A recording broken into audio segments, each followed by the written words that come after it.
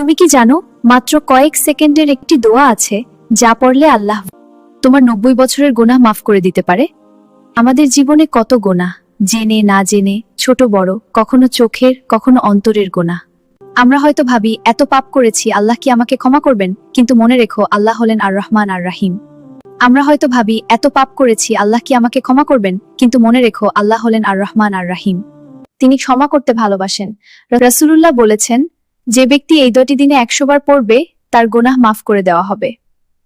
তুমি হাঁটতে হাঁটতে পড়তে পারো, রান্না করতে করতে পড়তে পারো, ঘুমানোর আগে পড়তে পারো, কিন্তু শর্ত কি? মন থেকে পড়তে হবে, বিশ্বাস নিয়ে পড়তে হবে, অভ্যাসে পরিণত করতে হবে। আজ থেকেই সিদ্ধান্ত নাও, প্রতিদিন অন্তত 100 বার এই দোয়া পড়ব। হয়তো আমাদের জীবনে 90 বছর নেই, কিন্তু 90 বছরের গুনাহ মাফের সুযোগ আজই আছে। তাই দেরি না করে পড়ুন, রব্বি ইন্নী জালামতু নাফসি ফাগফিরলি ইন্নাহু লা ইয়াগফিরুয যুনুবা ইল্লা আনতা।